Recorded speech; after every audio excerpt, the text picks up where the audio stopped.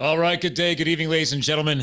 I start every show with that little opening statement because you never know what time zone we're listening or anybody's listening to. But actually, tonight I'm actually literally talking to somebody in a different time zone. So, ladies and gentlemen, excited to bring him back from a third repeat, whatever the term is for that. Actually, I'd like to know what that is because he's been on twice before, and I will keep bringing him on until people listen to my healthy lifestyle because I am actually this is 2024, and I'll be 47 years old this year.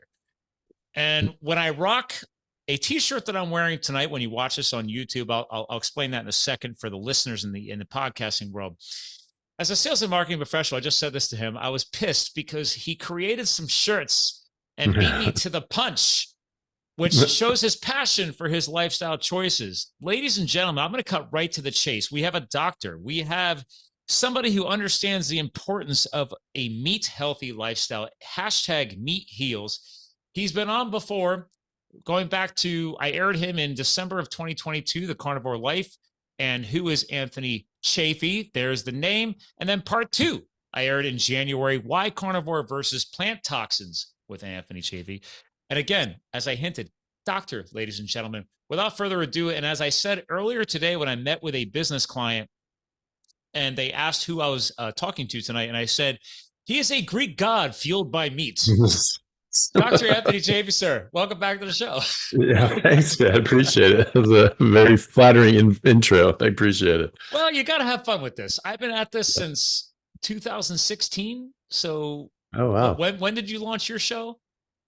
Oh, it's just I think it's like 2.5 years ago. Yeah, so Yes. Plant Free MD. There's a shout out right Yeah. away. And yeah, I've been at it for a while. And I changed it Yeah. up. Like every couple of years, I'll change graphics. I've gotten rid of my professional intro and my professional outro that I paid a friend. Actually, you probably know her, Anna Vocino, who's the Mm, guest co-host of Vinny Kotorich, right? So yeah. Fitness Confidential. We're all somehow interconnected. And Hmm. I was like, I loved her voiceover. She's a professional voiceover artist. But then I'm like, you know what? I don't want Nice. to keep paying for all this professional editing, and I just want to keep the content pure and real. Mm, And then I change it where the video feed, either it's activating based on who's speaking or whatever. You just got to keep changing things up because, as you mm, know, now that you've been crushing it on YouTube, mhm. the algorithms, there's no consistency. It's pretty much all over the place. So, Yeah. how are your algorithms treating you, by the way, sir? Well, a little better now. When I first started, things were good, and then something pissed off the YouTube gods, and it just shut it right down, and so things got very throttled, and that started to pick back up now, which is good. There's also just weird things. You find weird things anywhere you go. Like on Instagram, I get people messaging me regularly saying that they get unfollowed from me. Like some Instagram has them unfollow me Unfollowed? every Really? every day, and they keep up following me back every single day. And but Instagram keeps unfollowing them automatically. So there's something weird going on there. And then I've on heard that YouTube, rumor, but yeah, I've not. You're the yeah. first person to actually confirm that they're also hearing the same rumor. Interesting. Yeah, no, I've had a lot of people message me saying that, and they just said, "Look, like Instagram's trying to, just want to let you know Instagram's trying to do this to you, and but I'm just going to keep following you back every day, and and then on YouTube, some people that are hit the bell and subscribe and do all that sort of stuff, Yep. they're saying that they're like, yeah, I don't get any notifications for any of your videos, that I have to go specifically to my page to find them. And then there's some videos where they even type in the entire name of the podcast or the episode. It won't come up. Like they have to like scroll through all my videos to actually bring it up. And so there's weird things happening. But I guess if you're not pissing off the right people, then maybe you're not working hard enough. And this is why I was DMing you again just to catch up because again, actually for the video watchers, here's a nice slab of shaved beef. Mhm. Yeah. it's I did not actually officially plan this prop, but I do. I'm hungry, and I've only eaten once today, and I was joking around with the doc because I was on the way home from business travel, and my wife Mhm. asked me to swing by Costco. And I was like, well, I'll pick up the things that she needs. And I was walking by and they had this big old slab of shaved beef on display. And I'm like, oh, it's only $30. Cool. I'm going to pick that up. So Nice. it's, you know, I never script these shows. And I don't think you really do either, right? I think the power of, although I get the hate comments, I'm not as viral as you, but because you clearly have found a very polarized subject and you're killing it. And that's why I love connecting with you every time we get to catch up, because what we're trying to educate on is relatively simple. It's not rocket science, but then the powers that be or the people who have influence seem to just distort it to all hell. And, or like, as you just explained, you got people saying that they don't get the notifications when the video posts. So you have to have that proactive nature to say, I'm going to search that channel that I followed to make sure that I'm seeing what that professional that I respect and follow is saying. And that's what I pretty much educate people on as a sales and marketing consultant and a branding influencer. I educate people all the time. Teach your fans, your followers, your email list. Please remind them that you never know what these platforms are going to do, especially if you do what I just did on video. Like, this is probably, maybe this will, me showing beef, raw beef on a feed may affect how this video may rank once I air it on YouTube, right? We never know. We never know. But it's about the resilience. And that's one thing that you stand true to. And I respect you for the resilience of just standing for the truth. And you, Sean Baker, we mentioned Vinny Tortorich, Ken Berry, like all these great guys out there. It's like, and women too, obviously, Nita Tice Schultz, all these amazing influencers just trying to get the truth out there about a healthy lifestyle and what we're just genetically prone to prefer at the cellular level. And yet we have to bow to the algorithm gods and what the platforms dictate. Yeah. It's, it is difficult, because you have to work within the means and the media that are available. But and some people do get shut down. They sort of just lose their channel and everything. All their work is gone. There are other alternative sites that are coming up, things like Rumble, that they don't do that. X and things like that. Also, people can start publishing these sorts of things, and so that's at least another angle that people can go to. But it's typically YouTube is where people are. That's where the majority of people are. And so if you want to get this out to the most people, you sort of have to play within that structure. And if you're talking about these sorts of things that may go against the narrative but happen to be true, you may find some backlash from that, and you may get your channel slowed down, shut down, canceled completely. And so you have to be careful in a certain respect, but in other respects you have to tell the truth, and you have to talk about these things that are important, because it is important. I see this in my patient population every day. I see people completely revolutionizing their life and their health and coming off medications, losing weight, but gaining health. That's the most important thing. Reversing autoimmunity, reversing diabetes, type 2 diabetes, and certainly helping type 1 diabetes. And so many other things. It's just ridiculous. People with autism that are now functioning at a much more normal level, kids with autism recovering a lot of their development, and mental health issues, people having very serious mental health issues, major depression, anxiety, even OCD and bipolar. There's and even schizophrenia. Who thought that was going to be food related? How are we to know that? But it is. And when people start eating a more natural diet, because that's what this is. You don't need a study to tell you what a zebra eats or a giraffe eats or a koala. You just look, right? And it's like, they know what to eat. They don't need a study. They don't need a health coach. And we're just confusing the issue with all these studies, because they're designed to confuse, because you have processed food manufacturers that are feeding us garbage that does not belong in the human body. But there's a study that says that it's actually, it's okay. Don't worry about And it. then nobody reads the study or No, even of looks course at not. who paid. Here's the hack: pays Yeah. for the study, because Yeah. studies cost money. It takes Hmm. time and money. So, it's the classic quote, at least here in the States, because you're a guy originally from the States, even though you live in Hmm. Australia. It's like, follow the money. Yeah. And you don't need to be wearing a foil hat. It's just everybody like seems to go to the foil hat. I'm like, no, no, no. Follow the money. Like, just take great. Let me just take the time a little bit on the weekends or in your free moment. Just do some Googling. You might have to dig a little, but you're going to find the money trail. And Yeah. it goes again. You've talked about it. I've talked about it. Countless influencers go all these Harvard studies, all the stuff go way, way back. The vegan Mhm. movement, like everything else. It's like, guys, like, and you've done a great job portraying this too. We're not here. I was just watching a great video with you. You had that it was recent, because when I work out in my pole barn, I have a CrossFit gym I Mhm. built in the pole barn. So I Yeah. stream either you or the comedian JB Sears now. Like, all Oh, these years nice. I've worked out.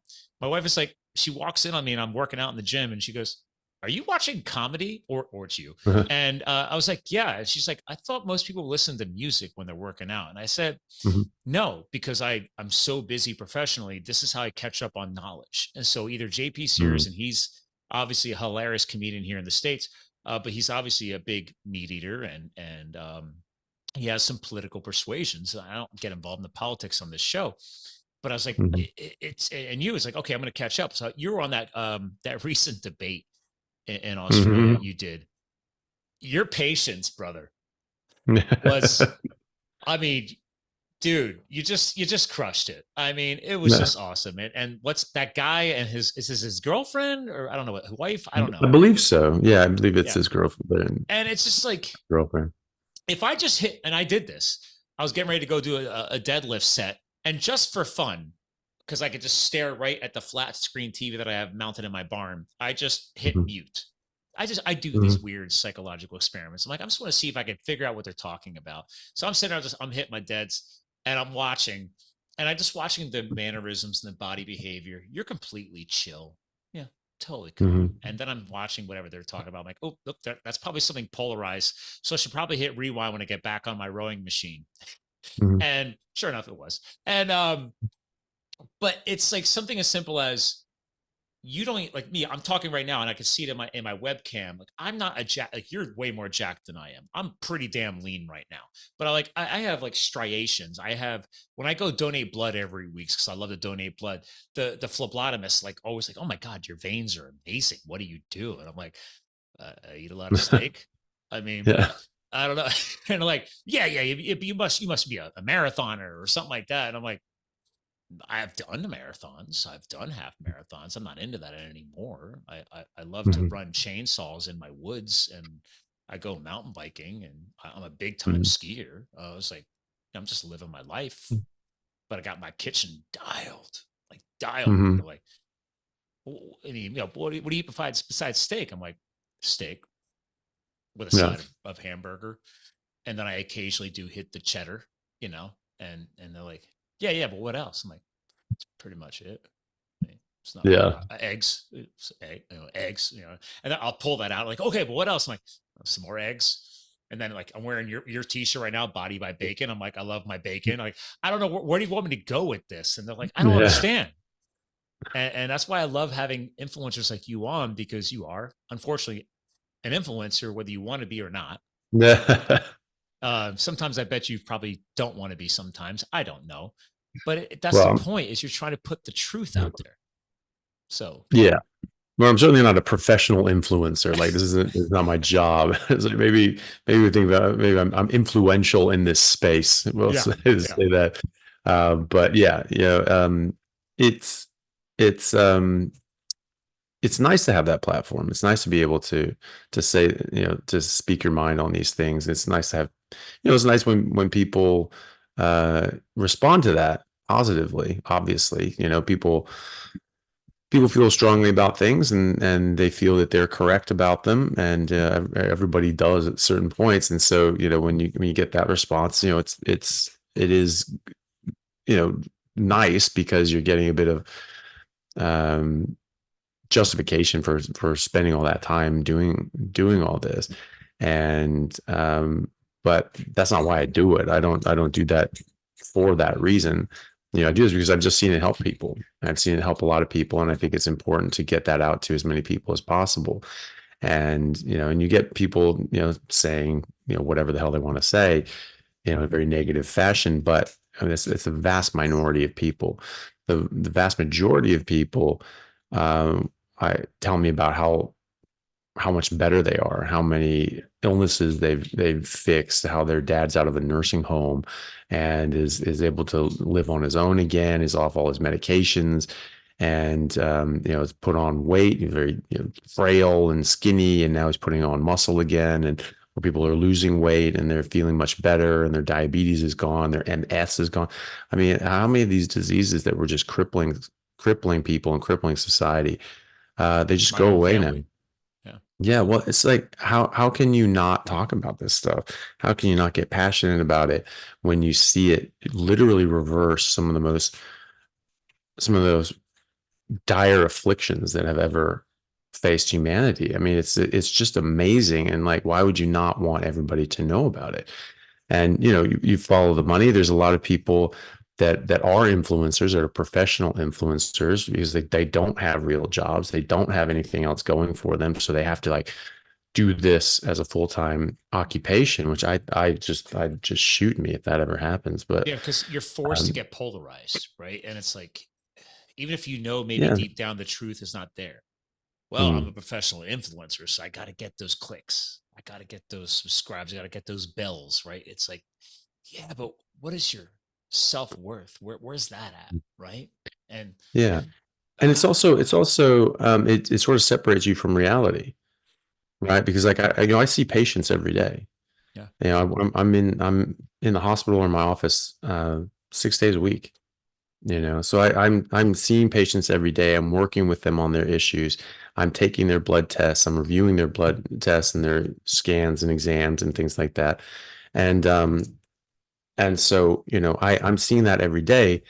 Whereas these people are just online influencing, and they'll cherry pick a study and talk shit about something else, and just say, oh, look at me, I'm such an expert. It's like, have you applied that in the real world? mm-hmm. Have you used that to treat patients? Have you seen that work better than other things? If not, then you have no business talking about it.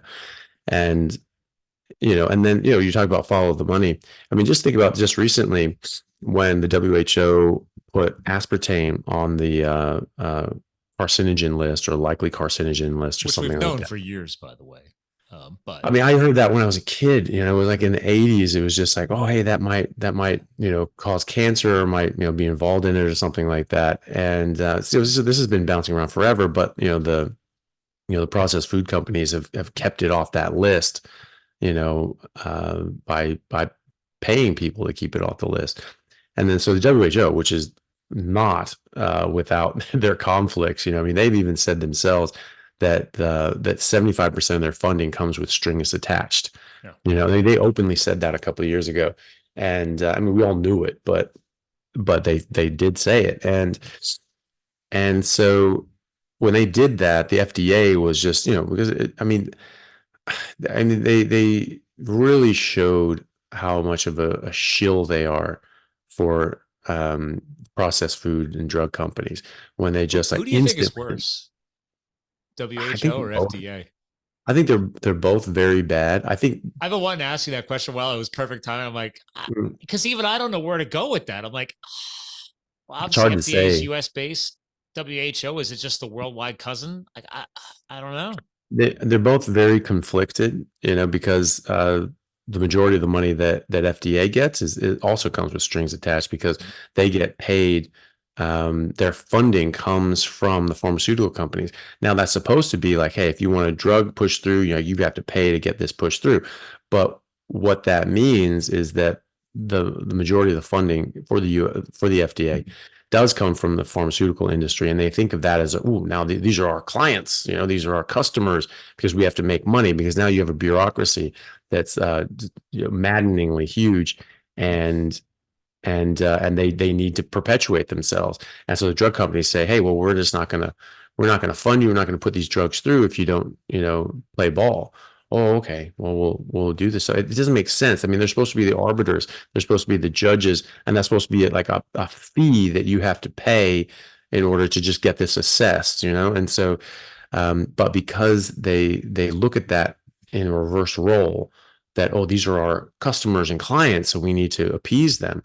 They get easily conflicted, and so immediately when the WHO said that, the FDA just showed themselves to be shills and said, like, oh, you can't say that. Oh, I don't know. They just came out defending The aspartame. sugar industry is strong, very strong. Absolutely. Yeah. Absolutely. And so then you had all these, influencers that don't have real jobs that all of a sudden came out and started talking about how great aspartame is. Oh, that's just ridiculous that the WHO said that, because look at this cherry pick study that was made by the sugar companies on aspartame. Oh, this clearly shows that blah blah blah. I mean, it's like the tobacco companies, saying that no, tobacco isn't addictive. It doesn't cause emphysema and cancer. Our studies show that they're And then not who related at pays for all. the reverse psychology commercials? They're forced to do it themselves. Say, oh, please, you should really quit smoking. Tobacco's bad for you. It could cause cancer. Yeah. And they're paying for that themselves. Mm. And it's like this broken wheel of I don't know, just corruption. I just, if that's the word Yeah. for it, I don't know. Yeah. Well, I mean, but you can sort of spot these things, when you see any of these influencers talking about, oh, aspartame is actually good. They got caught. A lot of these guys got caught because they were taking money from the sweetener companies. They were paying them. It was like American Beverage, I think, was doing this. And they were, which is like a front company for, all the Coca-Colas and Pepsis of the world. And so they were paying off all these influencers with big accounts, and they got caught. A lot of them got caught because they didn't actually say this was a paid ad. Some of them said, this is working with this company or whatever. They tried to like sneak it in there, but not really say it.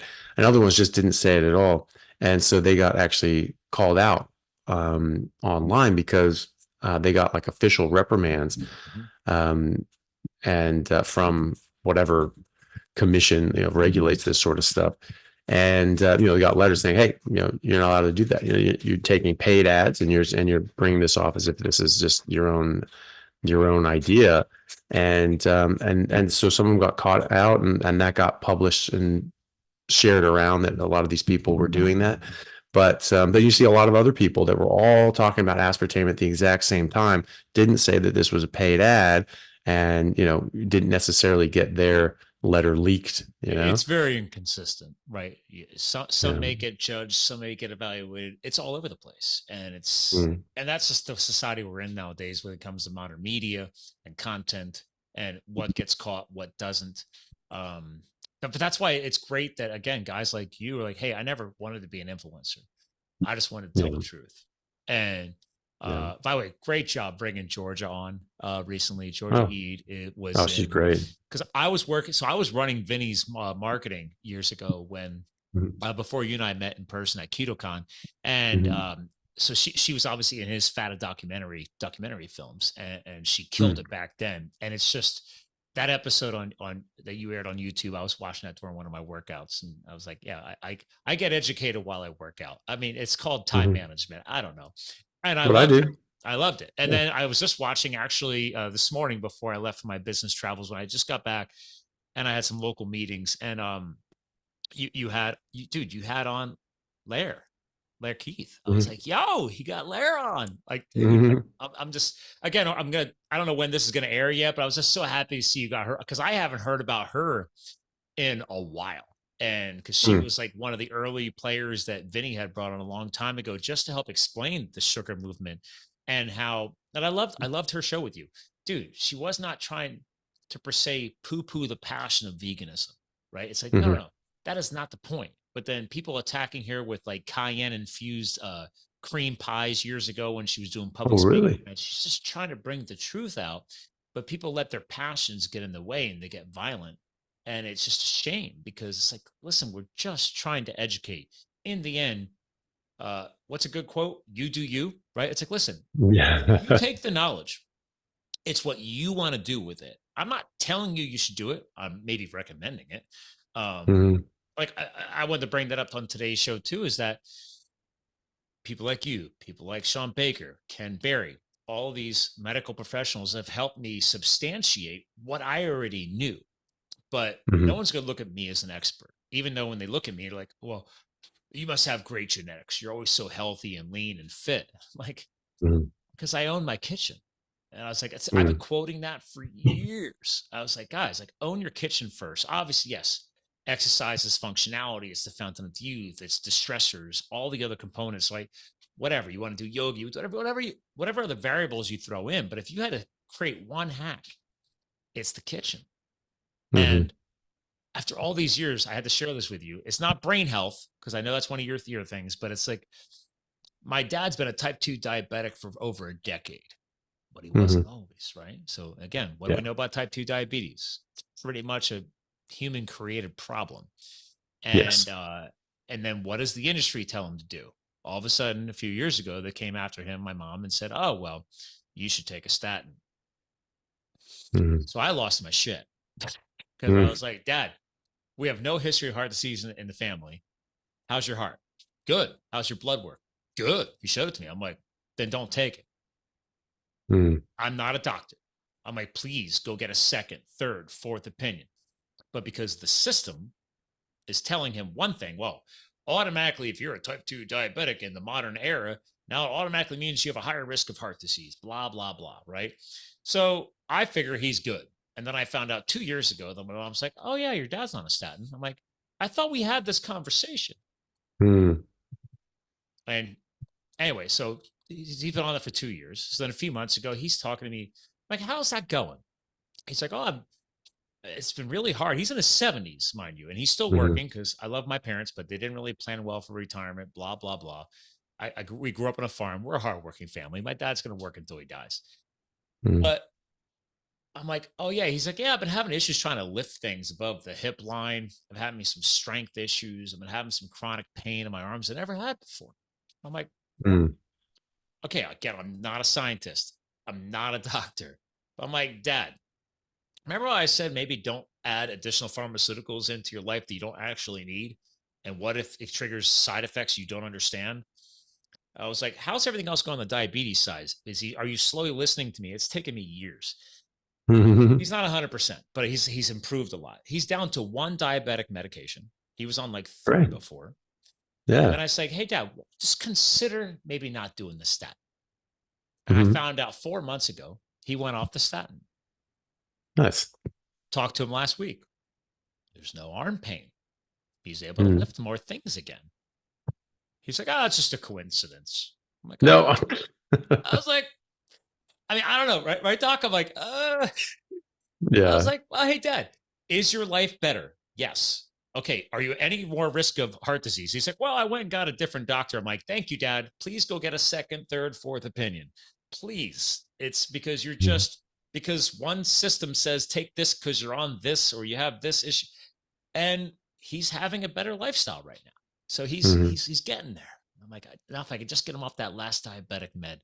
But again, Mhm. like I know I'm overstretching myself. I have no medical education. I have 20, 30 years in my free time in the health and fitness space and studying in my free time and learning from great people like you. And I want to bring that up on this show because that's the power of podcasting. I Mhm. mean, you have already 6.8 thousand views on Layers episode, but you had 176,000 views already on Georgia, by the way, just on YouTube, just 172,000. So it's like, but even if this one little video gets 5,000 views or even 100 views, what if some person hears this? It's like, wait a minute, why don't I question that new, whatever you want to call it, status quo or that new opinion? Or it's not really a new opinion. We've been pushing statins way too long. The side effects are ridiculous. Um, it's just that's the broken system. So I wanted to bring that up to you and share with you that I'm like, hey, Dad, I know you're not going to listen to the podcast. You're not going to watch YouTube. You're old school. But I was like, have mom, because she loves research things, go look up Dr. Anthony Chaffee. Go look up Dr. Baker. Like, I'm not bullshitting you. I'm talking to Mhm. very intelligent people. I'm not making this stuff up. Just consider trying a change and maybe not popping that pill or doing that extra thing that maybe you don't actually need. And it takes a while, but it's Yeah. exciting when you get through. And I want to bring that up to you, just see what your feedback would be on that. Cause it's like, how many other people are like me, just trying to get through to family members, friends? It's, it's, Yeah. it's disheartening sometimes. Well, it can be. And, especially when you see someone you care about them so deeply and you want the best for them and this will help them Mhm. because you've seen it help so many other people. It's helped you, it's helped others in the same position that they're in.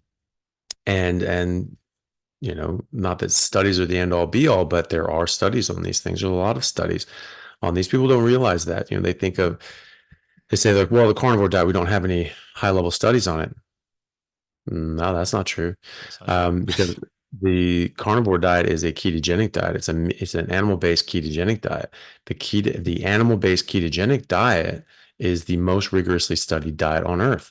It has thousands of high-level studies of interventional trials, experimental trials, randomized control trials with specific uh, outcomes for medical issues and other sorts of endpoints. So these are thousands of very well designed high level studies. You can't say that about any other diet on earth. I saw a some liar on YouTube. I think they were a cardiologist who was saying, "Oh yeah, the plant-based diet. This is the only thing with all this randomized controlled trials with discrete endpoints." Like that's complete and utter fiction. They're just saying that, but they didn't provide a single one. There are no randomized controlled trials to any. Well, I mean, there may be one or two that are crap, but with Most of with it is a epidemiology, right? Am I it's saying that all right? it's almost all of it is, yeah. But then you might have an interventional trial where you give someone like a fiber pill or something like that. But who are you giving fiber pills? So you're giving fiber pills to people that are on a standard diet. They're on a crap diet, and you add a fiber pill to it, and it drops their blood pressure by 1.5 points. And it's just like, okay, so you went from 170 to 168.5. Like, oh my God, tell the evening news. This is just crazy. I mean, this is going to change the world. It's like it's a waste of time. And but the vast majority, you're right, is this interventional or not is non-interventional. It's epidemiological, and so it's like these survey studies. They're like the worst of the worst. Mm. And epidemiology can be good, Who but remembers what they ate 6 months ago? Right? that's I mean, it. come It's on. like, well, except you and Unless I, you and I, because like steak, it's either you know. eggs, bacon, steak. I mean, Mhm. Yeah, it's like, oh, yeah, it's one of those. It's one of those. yeah. And so, the most rigorously studied diet on earth is the ketogenic diet. What is a keto? Well, that could be anything because it just means dropping carbs. Well, technically, yes, that's true, but that's not actually what happens in practice because it's very difficult to do a plant-based ketogenic diet because you get rid of carbs, you have to replace that with fat and protein. Mm. Plants are a really bad source of both of those. And so it's very difficult to do that. You have to take a ton of supplements, you're probably getting a lot of seed oils and you be drinking canola oil every day. And then, what do you do with that? So it's animal fat and protein. And that's what those studies look at. So, yes, they are a ketogenic diet, but what they are specifically is an animal based Mhm. ketogenic diet, a whole food animal based ketogenic diet, generally whole food, because obviously that processed food mindset has invaded the ketogenic sort of diet space as well. And Again, that's so my that's what, world of sales and marketing, right? If they can find a way to yeah. make a buck, they're going to do it. And they, just like they did to the Yeah. paleo movement, they did it to the Yeah. ketogenic movement. So, Look, I'm happy for them for people to get in and get products in, that's fine, but just do the right ones. I mean, let's not have processed garbage with a bunch of aspartame in it. It's like, oh, it's keto because it doesn't have sugar. It's like it still has shit in it. yeah. Like the whole point about keto is you're cleaning up your diet and you're getting rid of things that aren't good for you, and now you're adding in other things that aren't good for you. So that sort of defeats the purpose. But um, it's a carnivore diet is a ketogenic diet. It's an animal-based ketogenic diet. It's a subset of ketogenic diet. It's just a more strict and refined, and I think better form of a ketogenic diet. And so that's all of those studies, those thousands of high level studies that have been shown to be very beneficial for people with specific medical issues, beating out things like the DASH diet and the low fat, high carb diet for multiple health outcomes, including weight loss but disease prevention and reversal. That every single one of those studies applies to the carnivore diet, the ketogenic carnivore diet. And so when people say like, oh, well, there just aren't any high level studies, then you just call bullshit on it right away, because there are. It's a ketogenic diet, it's an animal based ketogenic diet, and there are thousands of studies on that. So when you have a family member that you really care about and you want them to do well, it's difficult because especially when it's coming from closer to church, further from God, you're saying like, it's like, hey, this will really help you. I'm like, oh, all right, I don't want to hear it, and then you see, somebody on the internet, oh, I saw this on the internet. Someone said this. I'm like, Yeah. I've been telling you that for 6 years, Well, we know, because I mean, again, I was, even years ago when I was in the corporate space, I was teaching like 5:30, 6 a.m. spinning classes. That was my quote morning coffee. Cause I'm like, hey, I'm just going to get up, because I'm a hardcore cyclist. I'm like, I'm going to go teach a spinning class, get all pumped up, and then go crush it in the corporate space, and then go out for my evening bike ride. Right. But it's like, it's all in how you fuel the body. But to your point on the whole, the churching, the preaching, whatever, it's like the people closest to you are the hardest ones to help. I learned that years ago, and I felt like it took enough years to put that in. Like, you know what? All I could do is show them and say, listen, I'm going to treat myself as an N1 experiment. It's one of the biggest things I tell people. Like, if you don't believe me, then do what I did. Just treat yourself as an N1 experiment and give it a shot. What is it to learn? What is it to lose? I was like, I'm not saying I'm perfection. There's no such thing. Like, you're stricter quote than I am, right? I still have a scotch once in a while. I know that is plant derived. It isn't alcohol. Alcohol is a toxin, right? So purely, even if you don't want to get into the plant discussion, like with my own family, they're like, well, you're not really eating your vegetables. And I'm like, you know what? If I can get you Thank to eat God. meat and vegetables for now, and not all the grains and the sugars and all the other crap, I'll take that as a win. That's a baby step. Let's go there, and then we'll get a little bit further down the road. Like, actually, you'll appreciate this. A month ago, my wife and I, we did our first big, we did big ski trips every single year. And we've never done Aspen. So we did Aspen. That's some bougie skiing. And it's just steak. That's just how I roll. It was a very expensive trip. But and my wife is like, she's like, why do you got to make it such a big deal when you go to a restaurant? I'm like, big deal. I was like, I'm saving the kitchen work. I just tell her, listen, just take one slab of beef and hit a nice rare and throw it on a plate. Don't work too hard. I don't need all your flair and all this other meat jewelry, right? It's like, no, I'm good. Just give me what matters, and that's it. You want to throw some bone marrow butter on there? Game on. That's when you find a fancy place that understands bone marrow butter. That's exciting. But that's it. And so last weekend, we were in Killington, Vermont. End of the season. Friend of ours she was having her 40th birthday. I'm like, let's go up there. So here's what I did as a bad N1 experiment. Killington is nicknamed the Beast in the Northeast. And I found this distillery that was right there. That's where she wanted to have her birthday dinner, my wife's friend. And I said, so I found out they had a Beast burger, and it's 21 ounces of just beef, like covered in slabs of crispy bacon and like a hard cheddar cheese. And I was just gonna rock that because I hadn't eaten all day. I'm like, I'll crush that, no worries. But they did the whole thing, the giant bun and like the lettuce and tomato and then it was sitting on a pound of French fries. So my wife was just making fun of me this week because when I left, she's like, I didn't see you put that on Instagram. You're always posting your burgers and your steak. And I'm like, fine, I'm going to save this when I hang with the doc on podcasts because I'm a transparent person. I found out there was a t-shirt involved. Not as cool as your t-shirts like I'm wearing right now. But I was like, okay, is there a Beast Burger t-shirt? I want that. And he's like, yeah, it's a t-shirt challenge. You finish the burger, you got to finish everything. You get a t-shirt for free. I'm like, all right, I haven't eaten this crap in forever. This is probably going to suck. And Mm. so I crushed the whole burger, all the bacon, all the cheddar. That's all I cared about at first. But then when I found out the t-shirt was involved, I'm like, oh God, this might be painful. So I ate the bread and I ate Mm. the vegetables. And then I tried finishing those god awful French fries. And that's where the pain came in. I had no Mm. issues from all the meat, nothing. The rest of Mm. that night, bro, I had GI distress until I finally went to sleep. I had so many gut pains, and my wife was like, "Oh, it's because you ate too much meat." I'm like, "Baby, do you see how I roll home? Like, I put down a pound of beef as like it's a snack. Like it's like we're good. Everybody doesn't understand how much I can consume so much meat. You and I are the same way. Like, no, we're Mm. good because I don't eat any of the other garbage, and I Yeah. paid for it because that was a Friday night. Saturday, I was actually fine.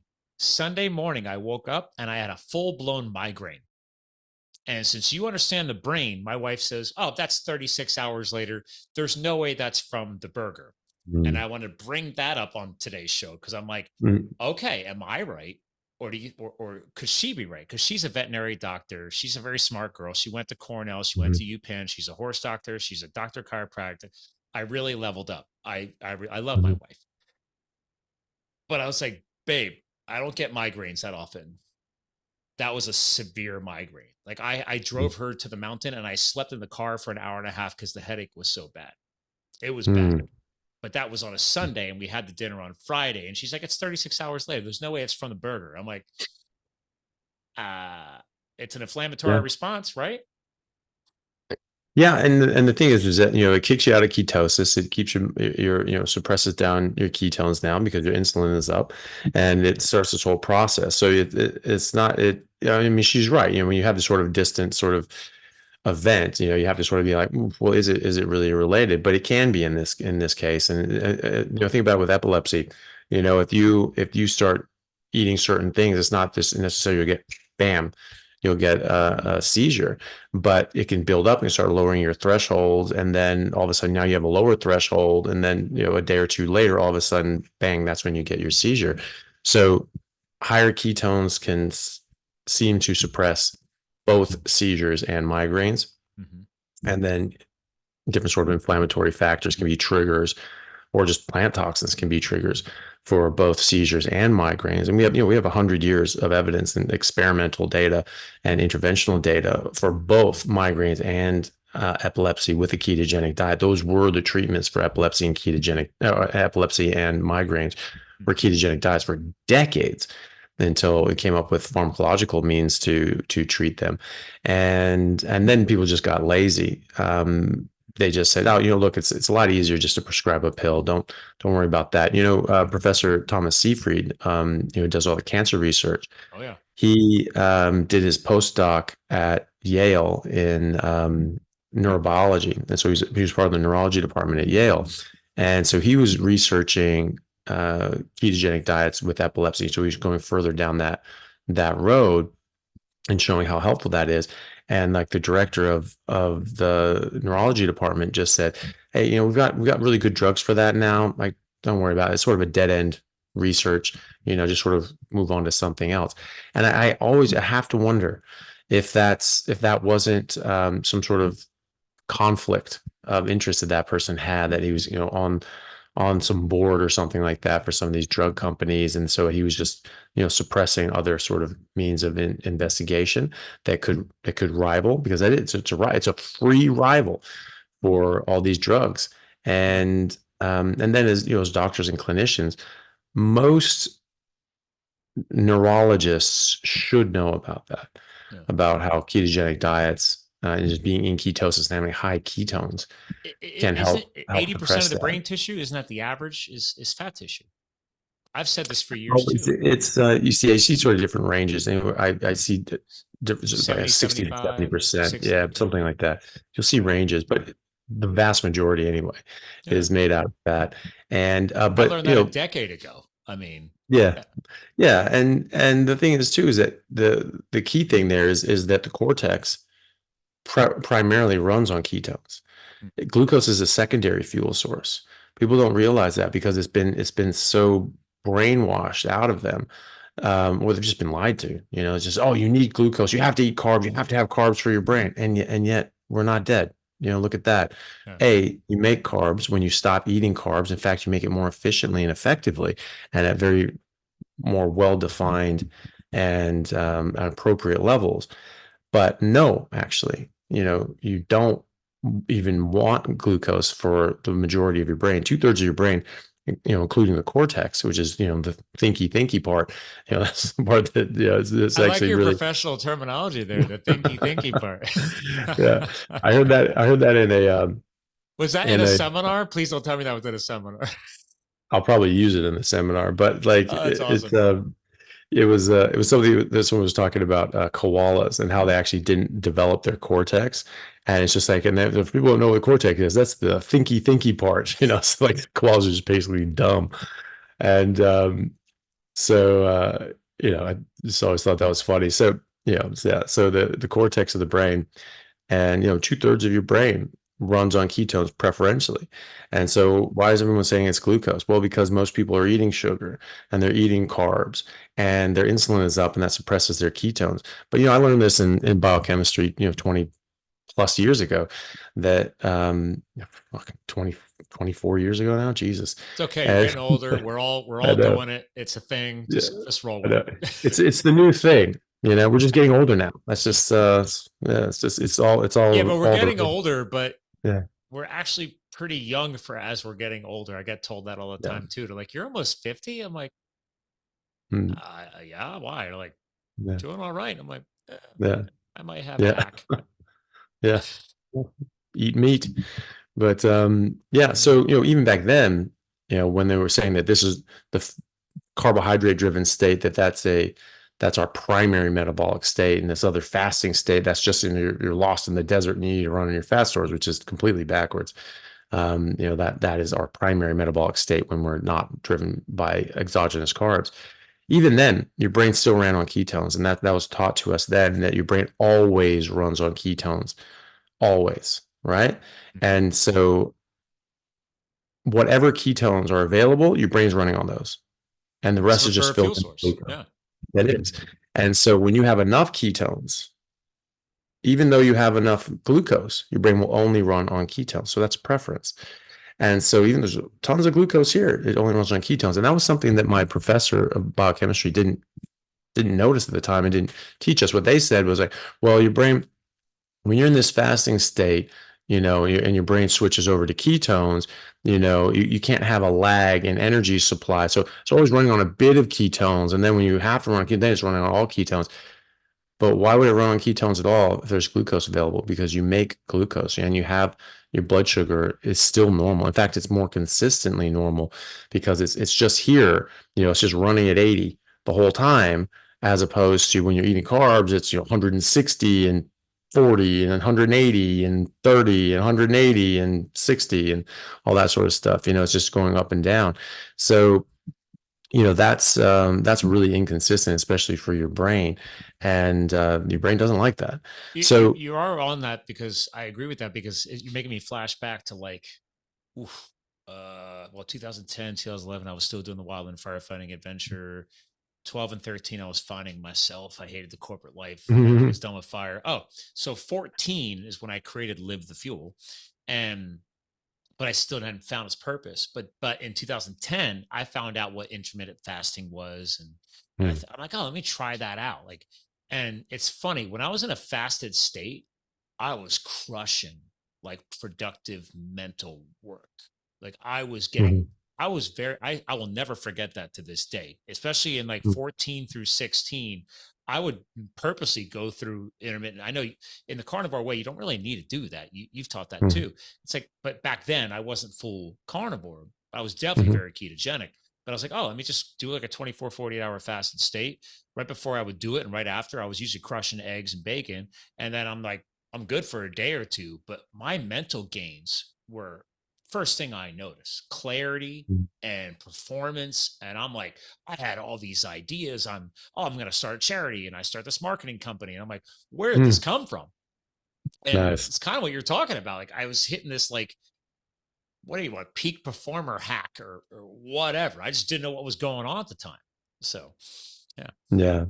Well, it works. And, people find that, they, excuse me, the mental clarity just cleans right up, and their brain fog goes away. I mean, that's a very common thing that people report when they go on to ketogenic diets in general and carnivore diet in particular, that their brain fog just goes away and they can actually think, they have energy, they have very consistent energy throughout the day, especially when they get rid of caffeine. You know, you don't have the ups and downs from the caffeine as well.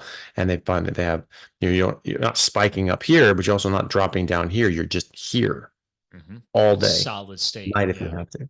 Yeah. Yeah. And so, that really helps me when I'm on call and I'm busy all night and it's hell. And, and I Oh have to yeah, deal your with this, past my episodes, brain you've come working. off of like a full blown, like whatever, 16, 20 plus hour shift. And then next thing you're on a podcast and you're Mm. like, yeah, I haven't eaten in a Yeah. day, you know, Yeah. but Well, that's just you're the trained. shift. That's, Yeah. that's just my day job. That's not even on call. So like on call is like 36 hours to 48 hours. Yeah.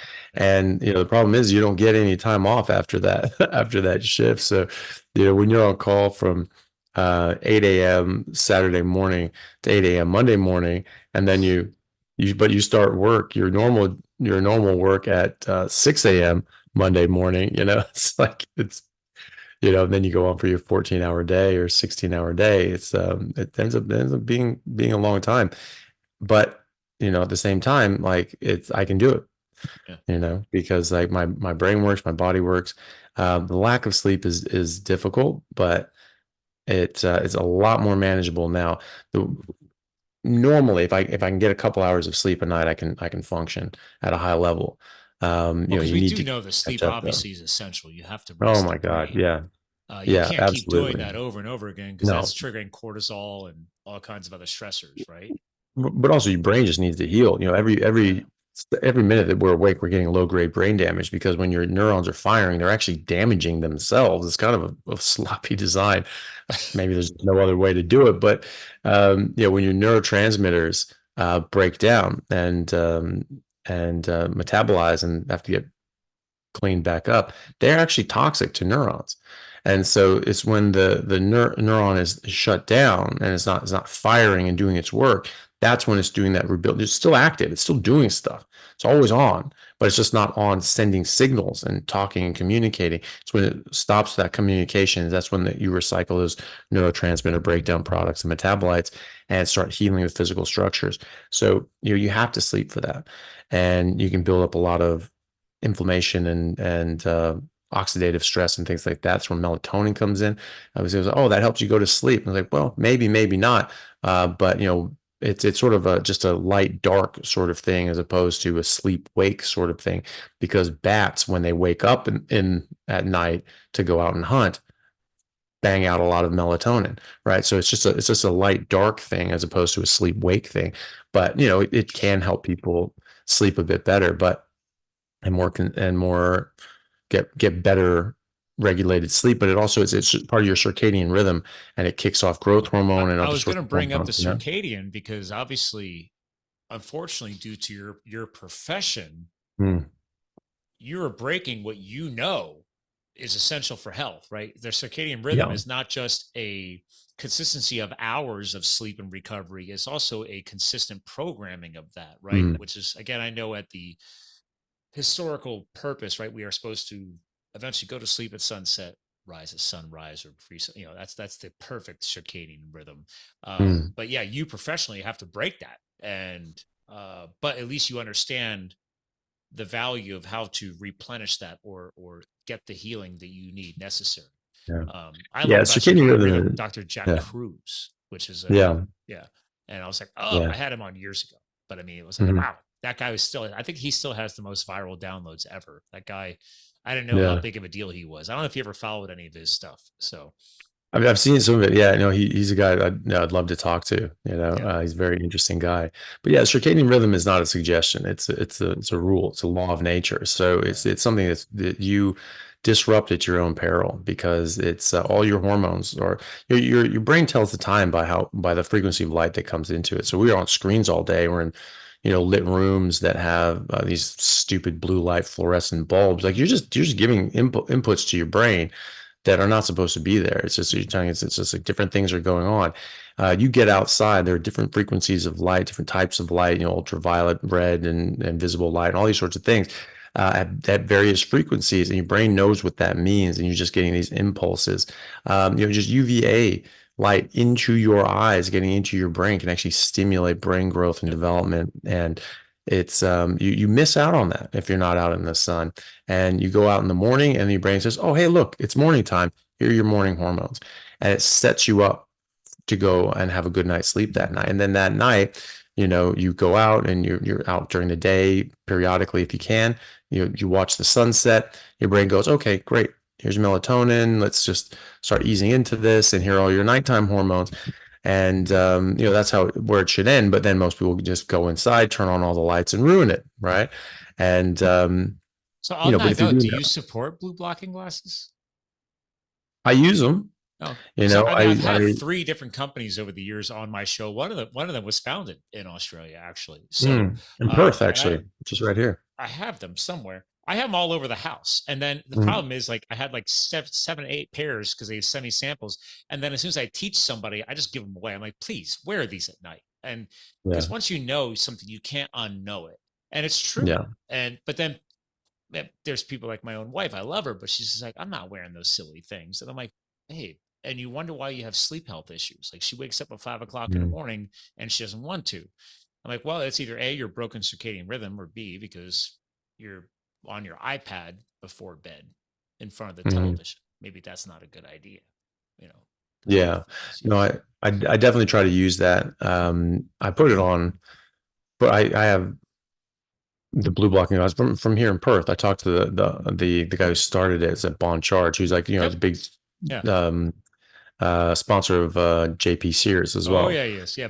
Yeah. JP, Yeah. I watched his video. Like, dude, he's got all the gear. I have one of the first ever Yeah. the red light therapy devices. It's about this big, but it's Mhm. under the prior company name before he rebranded in the bond charge, and I'm just blanking on it right now. Mm. Because I don't know if he picked up an investor or whatever, but he's killing it. And I just love Oh, that it came great. from you Yeah. guys down there. I'm like, dude, look at that. Yeah. So, but I had Yeah. him on years ago, and Oh, okay. I Yeah. feel the benefit. I notice it.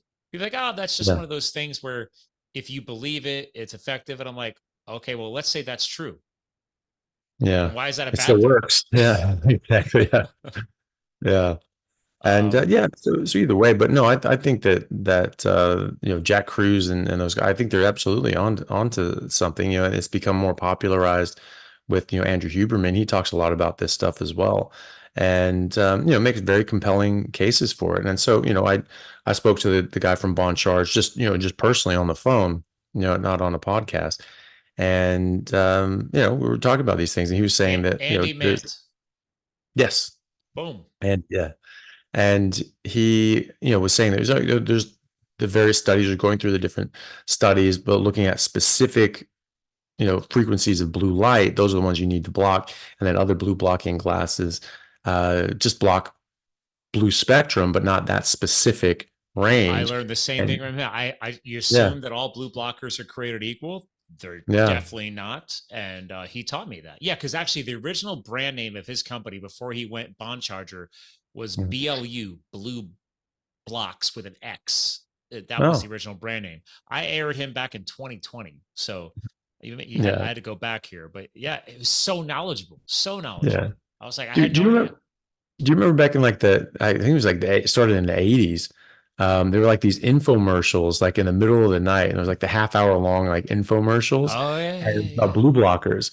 And they would just be going around like, like down in California Everybody beach called it and things like snake that. oil stuff. They thought it was just like that cheesy where people just buy stuff off the television thing. And Yeah.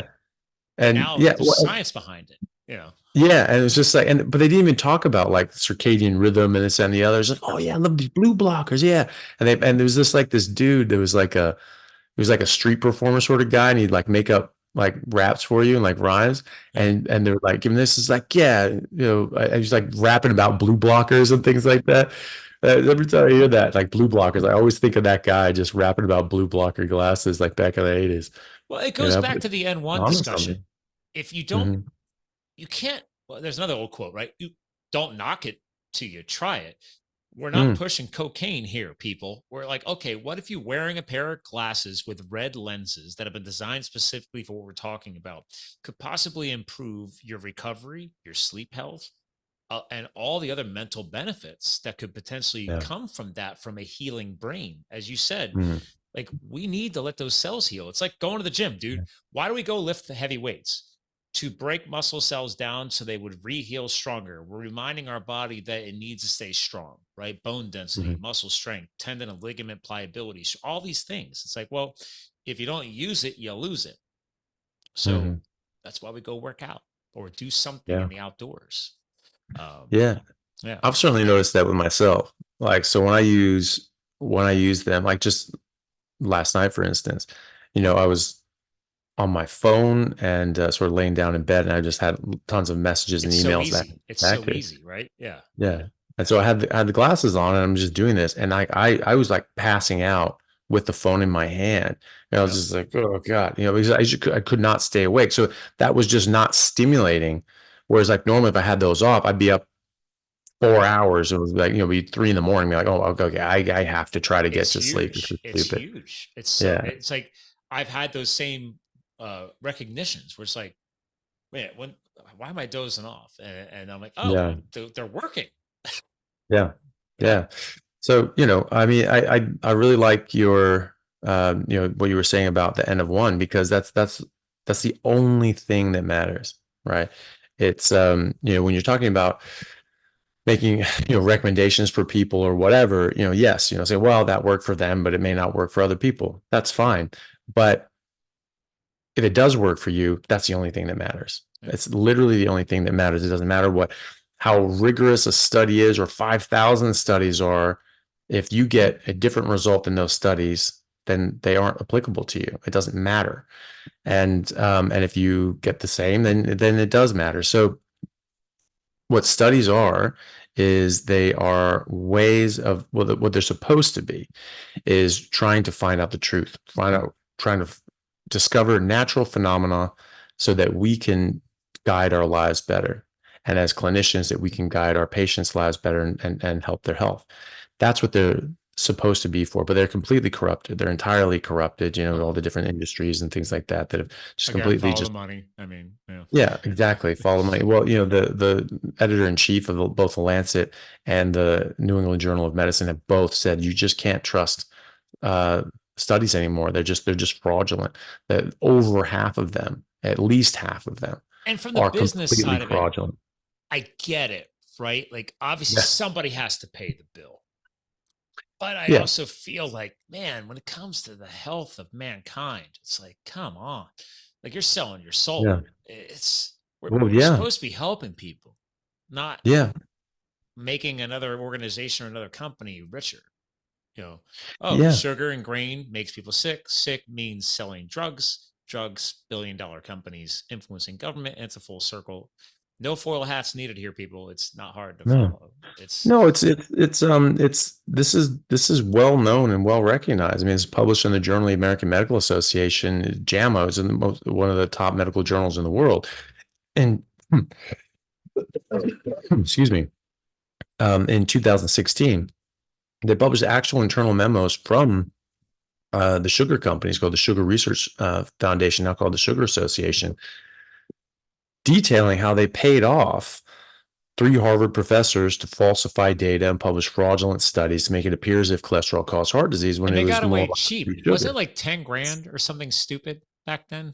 It was It like was stupid payments. $6,500. Yeah. So we have their contracts. We know what they got paid. And it was $6,500. It's like, it's $55,000 in today's valuation. So they walked off with a sweet new Camry, and they sold out, the health of the world. And as a result of that, I mean, like how, I mean, yeah, seriously, like selling yourself cheap. It's just ridiculous how But much doesn't this that happens. fall under But the Hippocratic Oath? Do no harm? so I don't know if these guys were actual medical doctors or PhDs.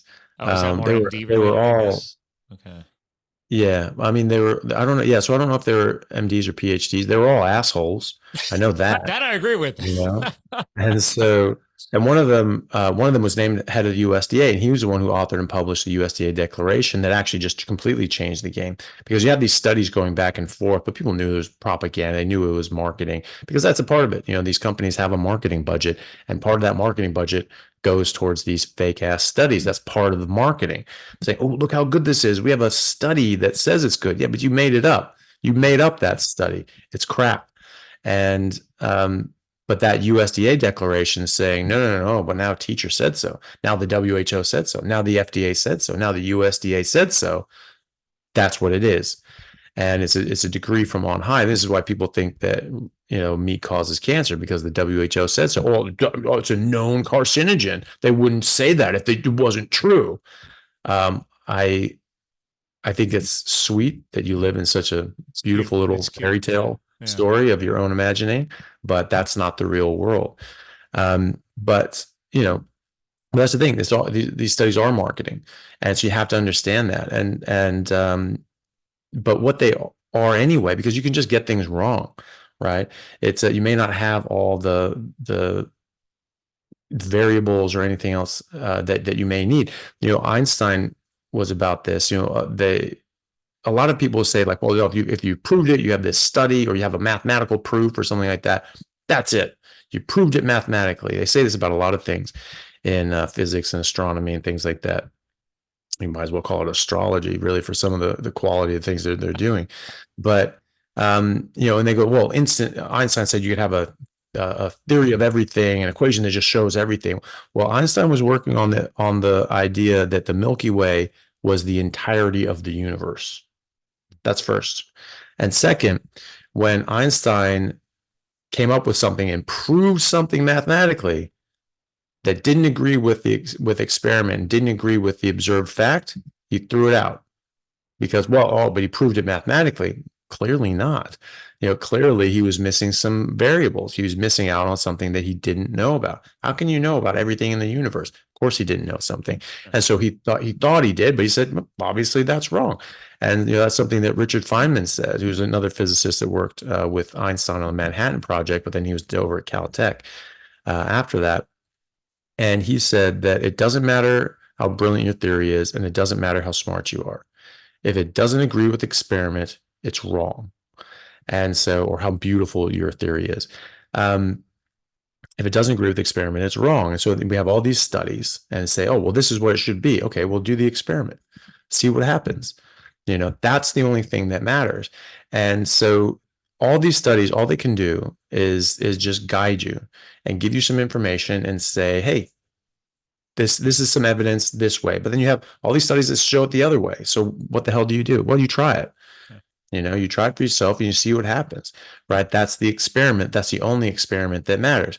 It doesn't matter about what happens to anybody else anywhere, or what happens to any study or what any study says. The only thing that matters is, did this reverse your diabetes and get you off blood pressure medication? Did this stop your MS? Did your MRI show improvement on your lesions on your nerves? Did this help you improve from a concussion, from traumatic brain? Depression reduced, right? Has your depression, mental issues, right? That's it. You know, are you still hearing voices and seeing people who aren't there? You know, are you still bipolar? Can you function in society properly or not? Doc, that's my sister. My eldest sister has suffered from that her whole life. Well, bipolar, depression, all of it. She's not functioning in society. She hasn't worked a job in years. She has an amazing boyfriend. I don't know how. Again, I give him props, but I'm like, because I can't even get through to my own family. So yeah. Well, you know, hopefully, you know, they'll listen to people like, you know, Dr. Georgia Eden and Professor Chris Palmer. You know, I mean, that's one thing. You turned me on to Palmer, dude. Yeah. You were preaching him a couple years back. I love his book. Oh my God. It's great. It's in my standard library and I won't delete it out of Audible. So when I'm traveling, I'll cycle that in probably twice a year. His book is amazing. Wow. Yeah. It is. Yeah. And it's a masterclass on how the mitochondria work and the brain work, and how important diet is to the mitochondria and the brain and the neurons. And these things aren't going to fire properly. And and they're showing in large clinical trials in humans that you can reverse these things better than medication. And in fact, you can do it when medication is when these people have treatment resistant cases. So I'll give you an example of that with specifically bipolar.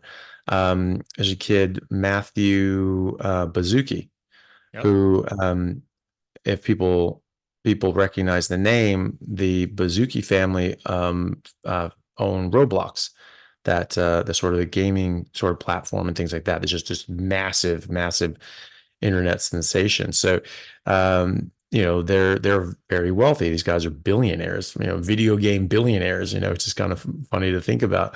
But unfortunately, Matthew, if I forgive me if I get his name wrong, he suffered from bipolar disorder, and it was quite severe, and he was found to be treatment resistant, and so he wasn't really able to function in society. He was having problems. I believe he even would disappear for periods of time, and his parents were very worried about him, didn't know where he was or what was happening.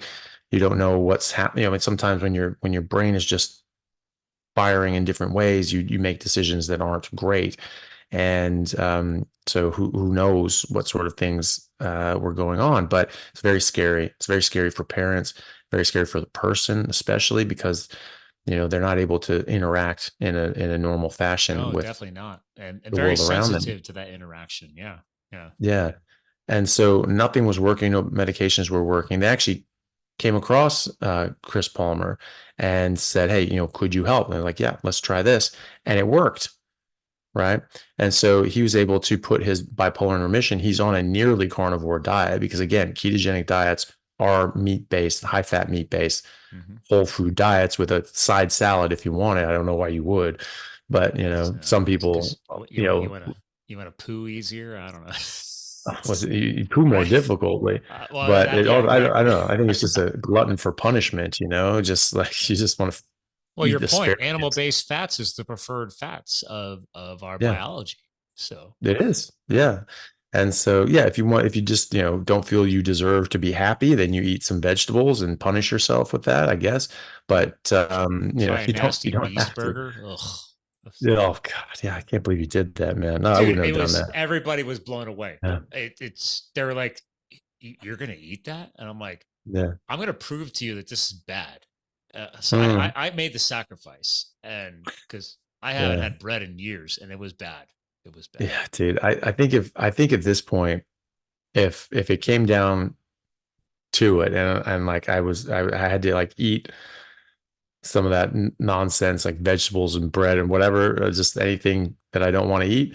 Like I'd rather fight my way out of the room than eat that crap. I'm just self masochistic, I think, because like Uh, literally the birthday girl's husband, he's looking at me because yeah. we were he goes, he's got this boyish grin. If you ever have any buddies like this, and he goes, I Yeah. turn, he's got that look, and I'm like, "Are you excited for this?" He goes, "I've never seen you not eat meat." He's like, Yeah. "This is gonna be amazing," and I was like, "Okay, guys, I'm not gonna do this. I don't want to take any away from the birthday girl." And then his wife goes, Megan goes, "Oh no, I gotta see this." Yeah. And I was like, "All right." I was like, "But I'm gonna pay for this for the next day." And they're like, "I know that's what makes us so good." And so I Yeah. was just, They I just, made the, and they, is that funny? Like they know you're gonna hurt for it, right? And they know it's just like, oh, he's gonna hate this. right. He's gonna be miserable for days. And then they don't realize that they're doing that to themselves every single day. Thank you. Right. That's what I was hoping to come out of it. And it didn't really transpire that way. So like, I'm good for a while. I'm never, Yeah. ever, I'm like, okay, I proved to you people that I could eat that crap and it's awful. We're good. Yeah. So, Yeah. but you're right. That's the These thing, people with the mental health issues, they don't understand that you're doing this day in and day out. Like mm, bipolar, I don't know the data, but I mean, heart disease, cancer, diabetes before the early 1900s wasn't even on the radar. But now people trying to argue that no, with me, like, oh, because no. they didn't understand it back then. They didn't know it That's even which is existed or it didn't. stupid. And No, that's ignorance. Yeah. I'm like, come on, No.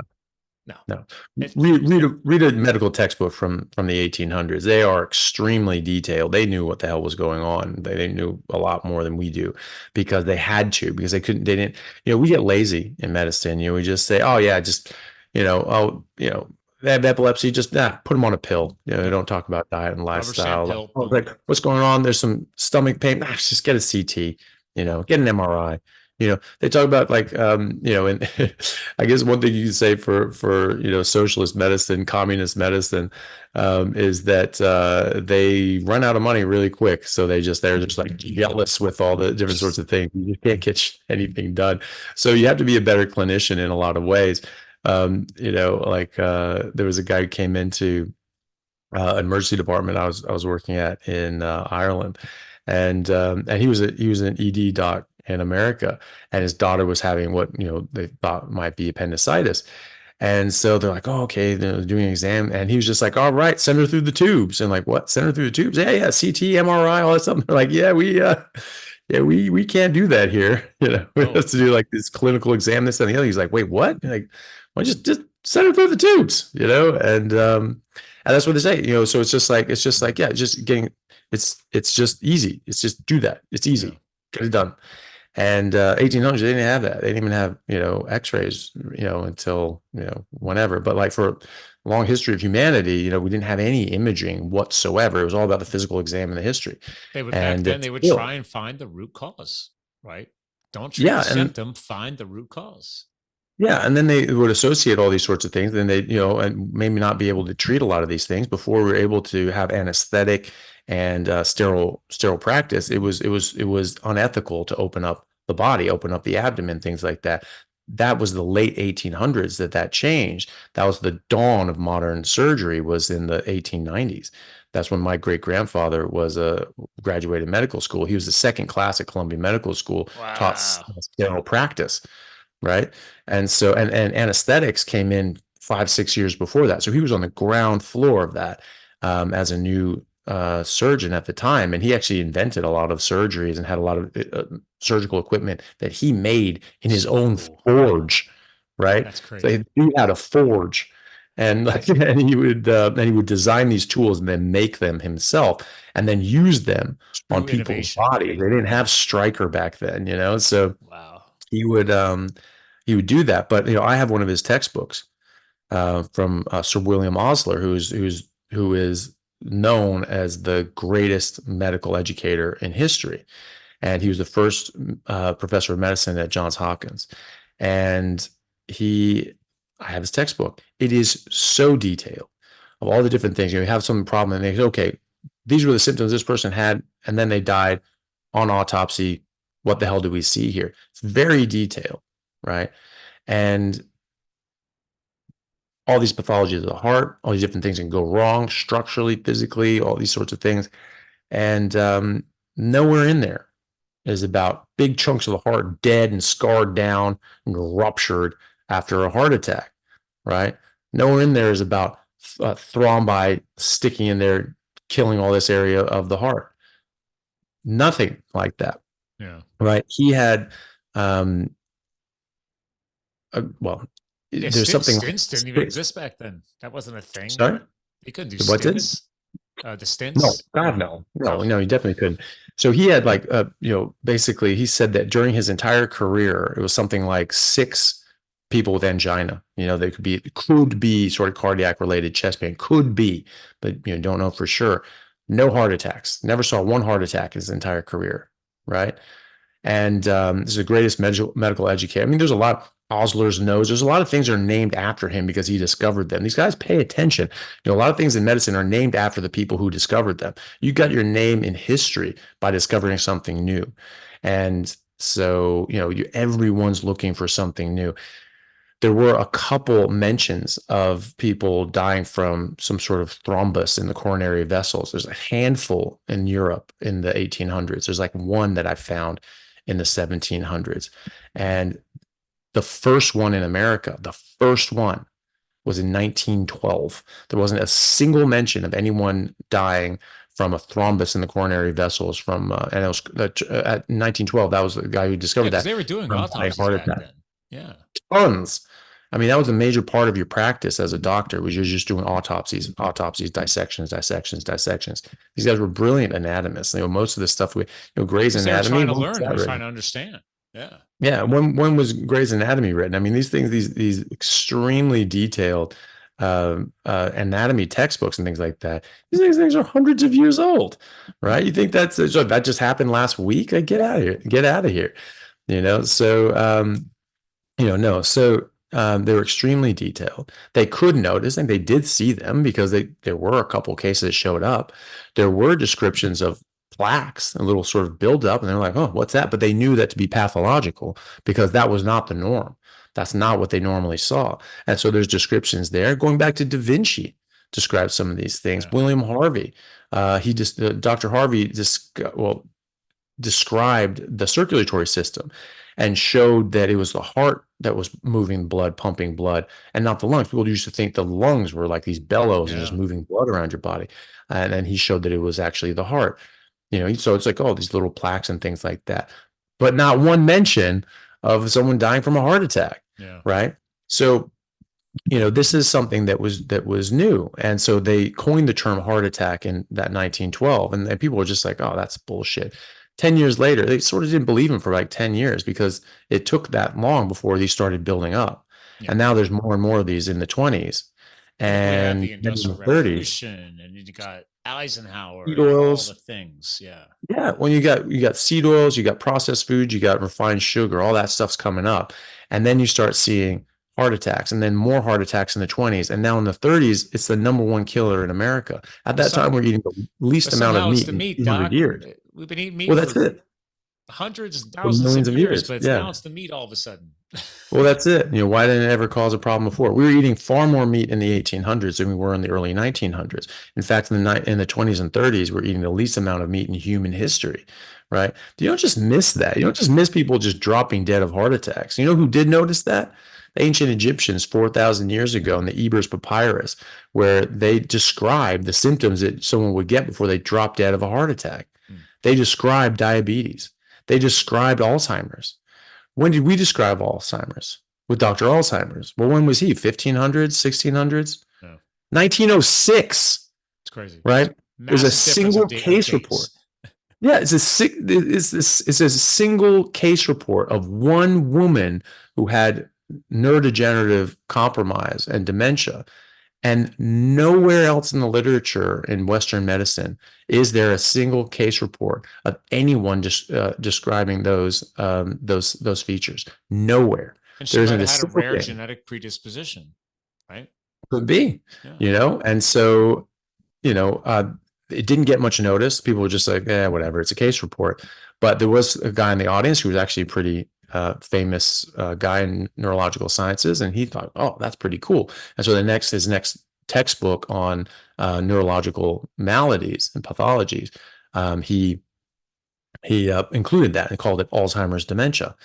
That was just one single case. Now it's just everyone gets it, and we're getting it younger and younger and younger. I mean, like, you have to be really brainwashed, or really blind, or really dumb to believe that that's anything but environmental. Oh, yeah. And unfortunately, people are spending billions of dollars to try to make people believe that it's just one of those things. I was taught in medical school, if you live long enough, everyone's going to get Alzheimer's. Bullshit. Yeah. Bullshit. Why didn't no one get it before? It's like, oh, well, they just didn't live that long. Really? Socrates was 76, and they had to kill him. Yep. Because he was so smart that he was just running circles around people in Athens. They just were he was pissing them off. And so, but he was 76. Nowhere in Plato or Aristotle or anyone that were talking about Socrates, they say, just the oldest man in the universe. It was just crazy how old this guy was. Never. He was just a normal guy, right? 76 years old, and they had to off him, and he was performing at too high of a level. Yeah, that's it. Yeah, clearly all the Alzheimer's, so it's it's just not true. We see, I mean, my great grandfather, the guy I said that was a doctor, he was born in 1875.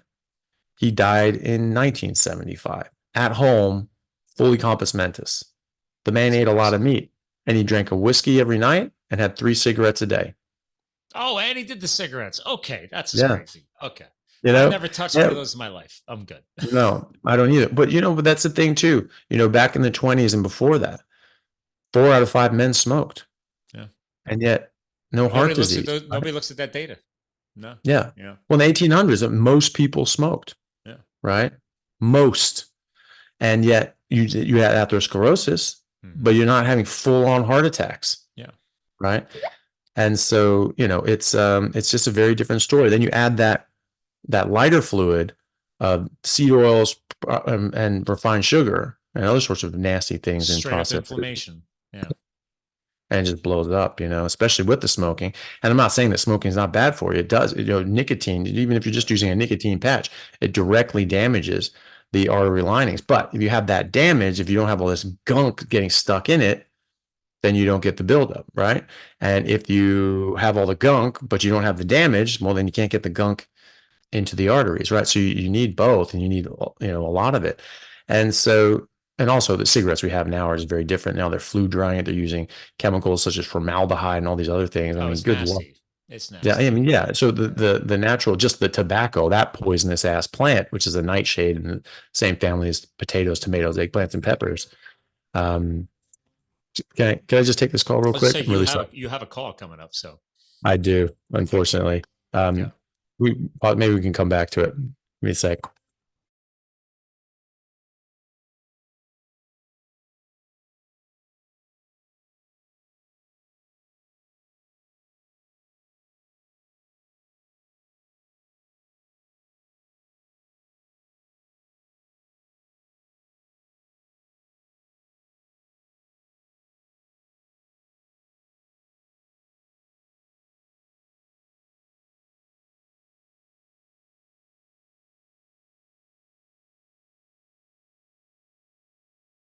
Myself off mute. Here we go.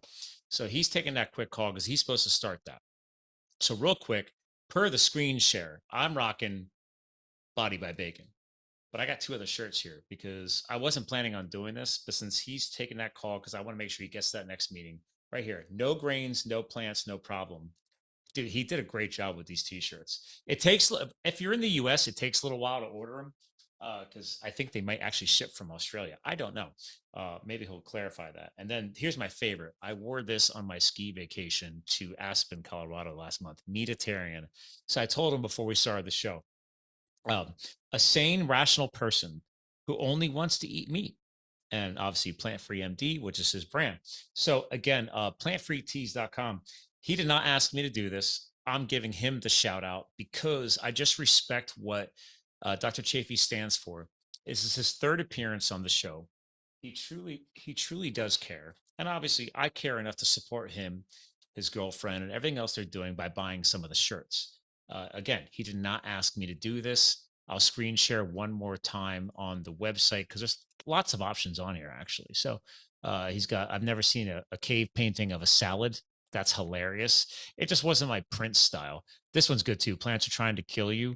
Go back and listen to the last couple episodes where, by the way, here's that Andy Mant we mentioned earlier. But while I'm screen sharing real quick to fill in the show, again, back in January of this year, of last year, 2023, and December of 2022, just search on livethefuel.com, search for Carnivore Life or just his name, Carnivore. You'll bring up his episodes. And I'll tell you, they're solid. I mean, he drops a lot of knowledge, a lot of bombs. And I think he's one of the best experts I've had on the show where we talk about people forget that just like an animal is going to defend themselves and they have a protection protocol, right? Or a lion is going to hunt, right?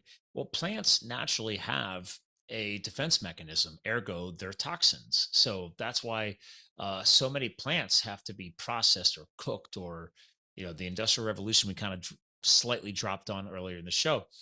It's very, very deep, and I didn't really dig into it much. That's why I was like, wait a minute, why don't I just go carnivore and just see what it is? And am I really missing anything? And I'm not. I didn't bring it up while he's on this phone call quick, but I was actually like, if I eat crap, which it has been a couple years since I've done it until that burger last week, but or like this past weekend.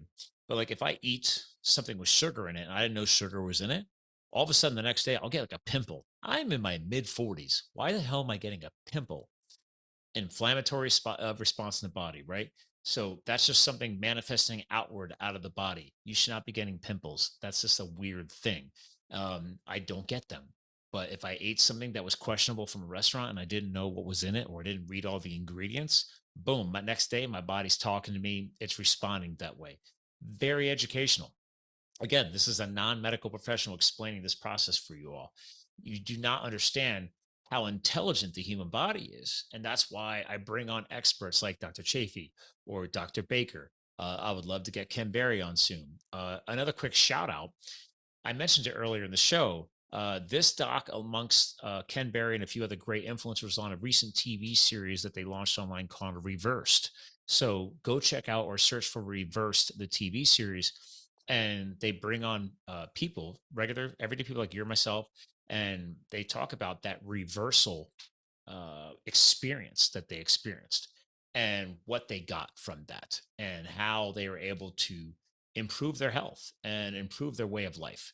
And that's very powerful. So I highly recommend that TV series as well. So again, in case he can't come back on right away, I'm happy to bring the show to a close just in case he doesn't make it back. He's been on twice before, like I said. But definitely, I'll screen share again here. Definitely go check out his YouTube channel. He's crushing it. He's up to 294,000 subscribers. He's got 665 videos already as I'm recording this show today. And powerful episodes, a lot of great people, not just doctors, not just researchers, not just experts, but also people who have experienced the carnivore way of life. And I think the biggest education you could take away from this gentleman is, besides the fact that he understands brain health, that's his profession, but it's the importance of a healthy lifestyle choice. What is not a quote diet? I've over the years learned that diet to me is a negative four-letter word. It's short-term mindset, not long-term mindset. Let's focus on a long-term result, a long-term success. And that's where lifestyle comes in. So what is truly sustainable and not just a flash in the pan thing that you're going to try out? I've proven it. I've been living carnivore for well over 5, if not over 7 years now. I know last time I heard him on somebody else's show, he's been doing it for over 8. And prior to that, years before that, he had already done it, but then fell off the wagon before. He's got a great backstory. You can go listen to him on other people's shows too. So again, it's what is sustainable. And I donate blood every 8 weeks. I pay to have advanced testing done on my blood. I'm rock solid, guys. I have no diseases. I have no bacterial issues. I don't get sick. Um, I gave you the story earlier in the show of the migraine because I made the mistake of doing a food challenge and trying to crush that burger with all the ingredients that I would never eat. Um, Going back, I would just eat the burger, the bacon, the cheese, and forget all the rest, and I would have been fine. And it still would have been one hell of a meal because it looked awesome and it tasted awesome. The painful piece was after that, and it was painful. So there you go. You have truth and transparency on this show. I have nothing to hide. That is purely something that really did happen to me. I had negative side effects from it because I have cleaned up my life so much. And that's the exciting part, is if you can suck it up for a short period of time, start cleaning it up and going, even if it's just keto, whatever, but carnivore is the way to go. But when your body heals and you give it a chance to heal and recover, and then you purely give it pure nutrient dense fuel sources like healthy fats and meats and proteins like this, it's the ultimate hack. Your brain, your body, everything performs the way it should perform. And it's hard to ignore that. So as I said multiple times during this show, I'm the, N of one experiment. I will use myself as a case study. You do you. As I said throughout the past couple of years with the pandemic and everything else, what people want to do with their lives, to just at least slow down, take the time to do the research, find great influencers like Dr. Chaffee, Dr. Baker, Dr. Ken Berry, other people I've had on this show over the years, because I truly care about health, business, and lifestyle. That's why I bring on people like Dr. Chaffee to really hammer down the healthy lifestyle component. But we did kind of hint on the business behind the sick industry, or the quote health industry. Is you don't need a this is not a full hat thing. If you're healthy, they can't make money. It's pretty simple. So again, I have a feeling his consult call is getting deep. I promised him that I would have him off the show, but he and I always just rock the mic super, super strong. So I'm going to bring the show to close for him, too, because I want to make sure that whoever he's helping right now on the phone is having a great experience. So again, ladies and gentlemen, it's Anthony Chaffee, MD. At the YouTube, it's at Anthony Chaffee MD. Don't forget, I already shouted out the website for the t-shirts is plantfreetees.com. I'll make sure we get this show up ASAP. And again, ladies and gentlemen, we're here to fuel your health, your business, and your lifestyle. Dr. Chaffee definitely helped us do that today. He's coming back on to help close out the show. I just wanted to respect who you were trying to help there, sir. I don't know if you heard anything what I was doing, brother. I was plugging the t-shirt site. I was plugging YouTube. Yeah. I showed the shirts. So, because again, by the way, dude, as a marketing professional, whoever you partnered with to create the t-shirts, they're using a great quality shirt. I'm a geek about that. I can't stand the cheap, uncomfortable shirts. Yeah. And I can tell because you're a fellow fitness nut. When I put it on, like it fits. Like it's not like all swimmy and I hate that. No, like, dude, there's healthy, fit people on the planet. Please stop making t-shirts for unhealthy people. I'm sorry if that creates any kind of hate comments on my video feed. Well, that's exactly what I did. Yeah. So you can pick all the different types of t-shirts that you want, the different materials. So I tried to get like ones that were good because I agree. I hate shirts that just suck. Yeah, and I take care of myself. Why should I look like a hobo, like all like disheveled? Like, yeah. And it's it can be nice and the sort of the form fitting, sort of fitted sort of shirts. I think those are much better. And so we tried them right there. Athletic, right there. I saw that when I was picking out the shirts when I was ordering them. I'm like, ooh, he's got athletic. That means he understands an athletic cut. I love that. Yeah. So because again, it's all about the tapering. Because sorry guys, because I live carnivore, I don't have love handles. I don't have belly fat. Sorry. Sorry, not sorry. Exactly. Right. I'm not trying to hate. It's just when you commit to a healthy lifestyle, which is what I was just saying before you came back on, is diet is a bad 4-letter word. That is my education as we talk about health and business and lifestyle on this show, because I bring on entrepreneurs too. And I'm like, guys, I bring on entrepreneurs who understand the crucial hack of putting your health first, along with aligning with your lifestyle balance. Because when you are at peak performance, whatever business you're doing or businesses you're doing are all going to benefit from that. And even if you're not an entrepreneur and you're just a W-2 career guy, dude, everything performs better when your health is a priority. It's something I stand for. That's why this show is health, business, and lifestyle for Live the Fuel. It's like, dude, you got to put your health first. Yeah, definitely. Yeah, absolutely. Well, look, it's like, there's all those sayings, health is wealth and all that sort of stuff. But it's true. If you don't have your health, you really don't have anything. It doesn't matter. You have all the money in the world. If you're sick and disheveled and stuck crippled, in a hospital bed, right? Doesn't matter. Yeah, that's it. And a lot of people figure that out when it's too late. That when they lose their health, they lose their mobility, and they're like, damn it, I really should have taken care of myself. That this sucks, and I shouldn't have just been burning myself down with work and all these sorts of things, and not caring about my health and not feeding myself the right food and drinking and smoking just to get myself through the stress of the day and the week, and now they're really paying for it, and they just go like, none of that was worth it, and you sort of hear these deathbed confessions a lot of times, and it's pretty consistent, that I wish I took care of myself. But I mean, the number one thing that people say is, I wish I spent more time with my family, or I wish I had a family. People say they didn't have kids. They're like, I wish I had had kids, and people that had kids. And we're happy dog parents. You got the cat. We just realized we don't need human children. We'll be the cool aunts and uncles. And because I truly do believe there's a lot of people who reproduce that shouldn't reproduce on this planet. Well, there's that. Yeah. And I get criticism from our friends because, dude, your wife's a doctor, you're college educated, you both are pretty successful. Why aren't you having kids? And I'm like, because we don't want them. We're good. Because they're messy. Right. And then I gotta I just put a new carpet. And then you get annoying and I give you back. That's our goal. We'll be the cool aunts and uncles. Because but that's the thing too, is that's the thing too, is that you still spend time with your family though, because it is important, whether you want your own kids or not, your siblings and your nieces and nephews and all that sort of stuff. It's nice to have those people around you. And that's what a lot of people say. is that I wish I didn't work so much. I wish I spent more time with my family.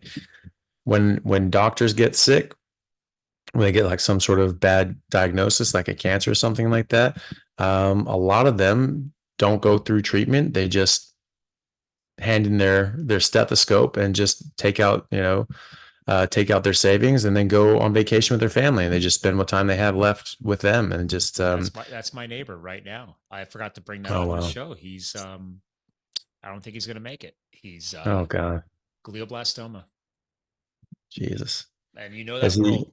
And Yeah. he decided to go. He went down to UPenn because I'm in Allentown, Pennsylvania, so I'm an hour north of Philadelphia, Pennsylvania, USA, and that's where UPenn has their medical center.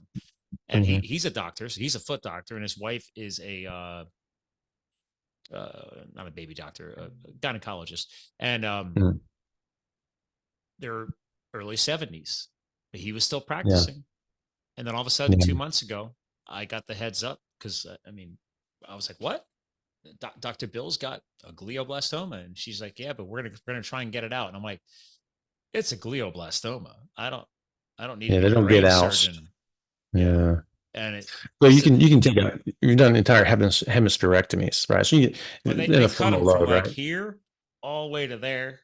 I saw the Yeah. scar, and they got it Yeah. out, and then unfortunately, then the incision got infected, so that delayed Uh, his the cancer drugs. And then they yeah. because Chemo he and radiation. Yeah. all that, and they gave him a max chance of 24 to 30 months, and that was 2 months ago. And now and then he was back, and I was having a conversation with him like about 3 weeks after the surgery. I'm like, "Hey, how you doing, Bill?" Stopped in, checked on him, and he was weak, but he was able to have a conversation. He was getting his speech back. They had to close his practice. Nobody could read his handwriting from from his medical records. So because Mm-hmm. his son is a foot doctor, so he moved back from Mm-hmm. Florida. I'm like, "Oh, Sean, you could take over the practice." He goes, "Nobody can read the medical records." No one So can that read was them. so it was a fun side joke, but it was Yeah. sad at the same time. There was no like legacy there, and Yeah. uh, and like the guy like last year had bought like an old school used Ferrari because he always wanted a Ferrari, and I was like, I wonder if that was kicking in at the time because that's kind of like a midlife, late life crisis purchase. Mm. And my thing is, you got a stage 4 glioblastoma. I'm gonna go drive my Ferrari. I don't. I don't know. I don't know. Again, I'm not a medical professional like you, but that's not a good. It's not a good thing. And Yeah.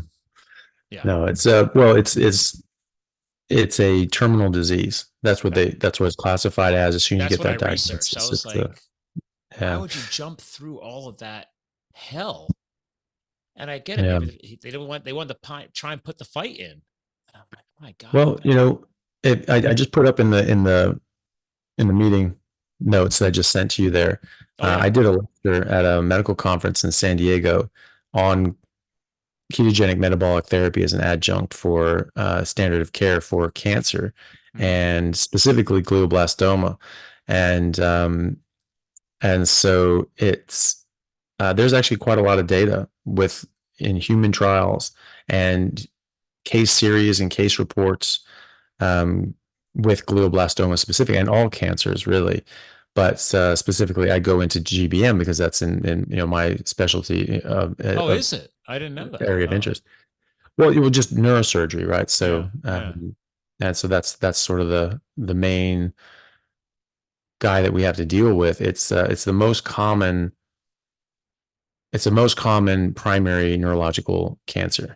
malignancy, and I'm it gonna is link this also in the the most show notes. aggressive. This is you're right. I'm just trying to slowly skip through this stuff. Your slides are deep, dude. You got a lot of knowledge in here. Wow. Yeah. So I go into yeah. So I should have gone into more detail on the metabolic theory of cancer, but it was at a conference, and there were a number of people talking on it, and I didn't want to like overlap too much.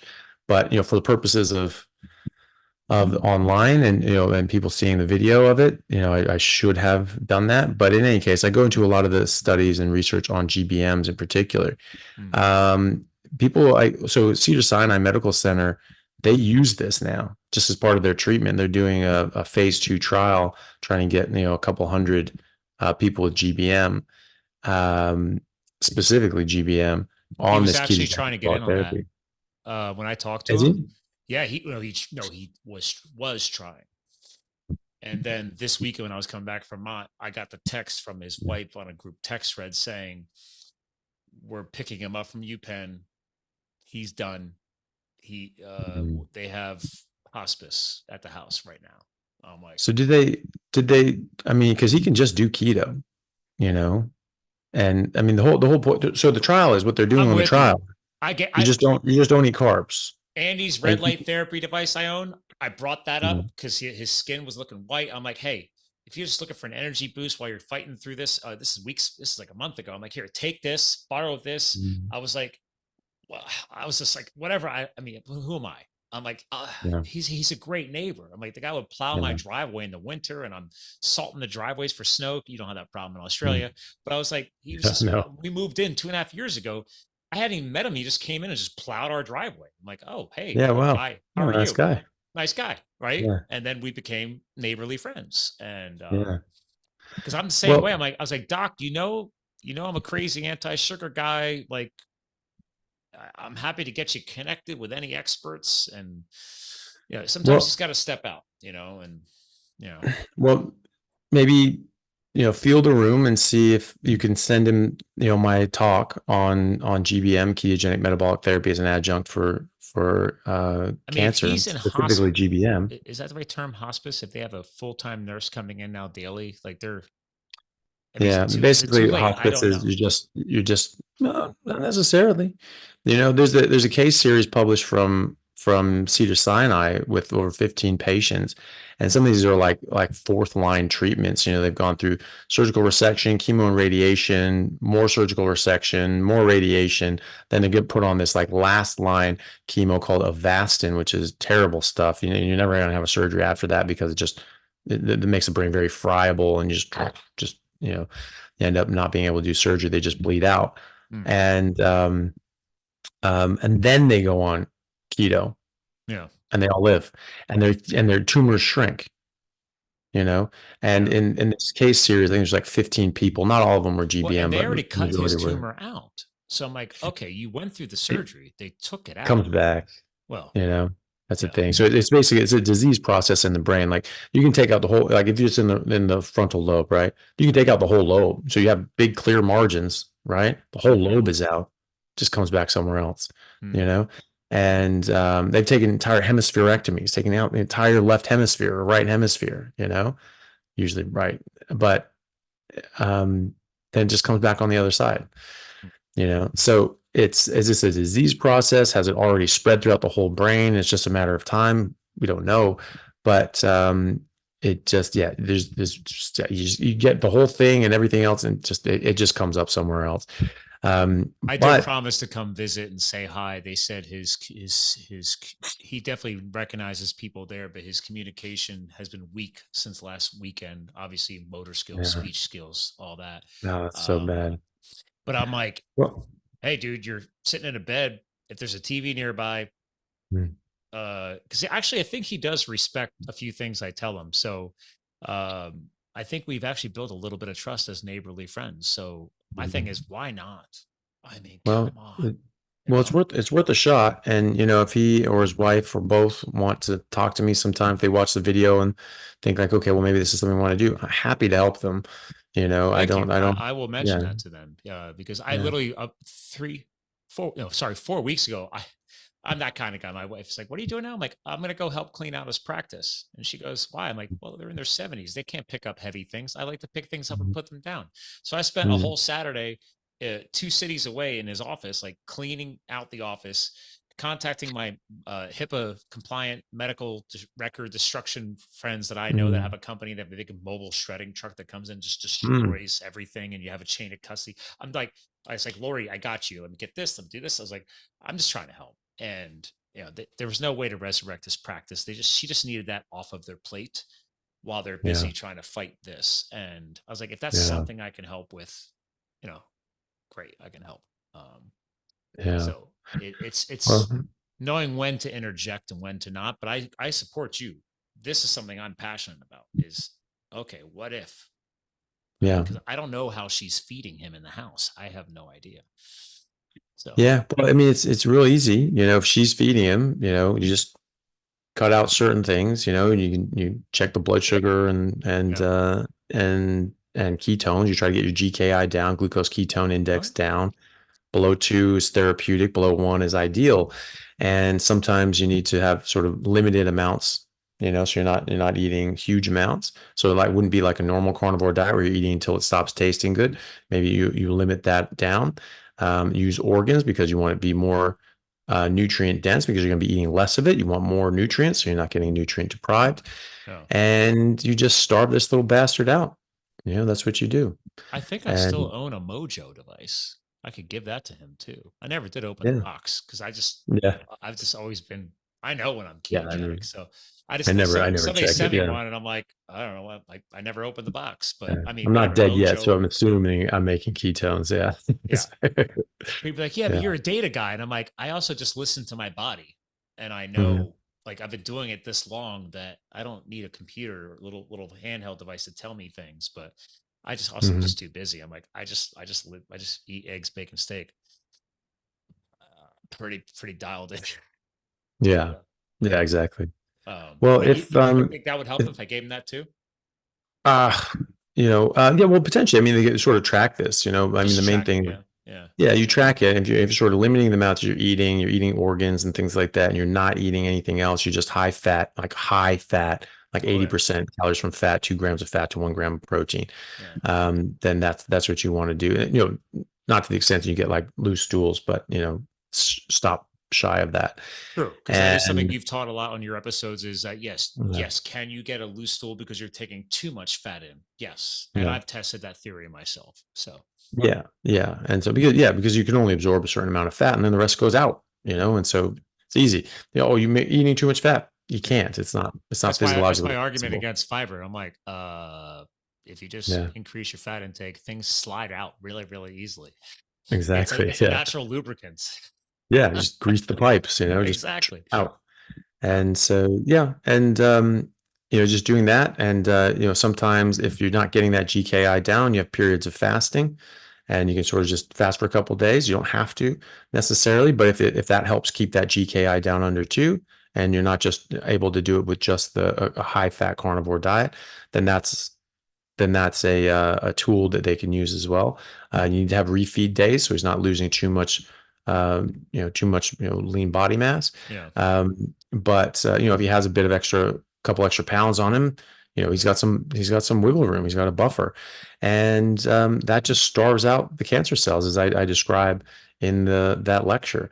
Um, and so it's just a way of attacking the cancer at its core. You're not supplying it with energy so that it can grow, and it doesn't grow. It has a high metabolic demand and has a high energy demand because it's inefficient at burning glucose and glutamine. Right.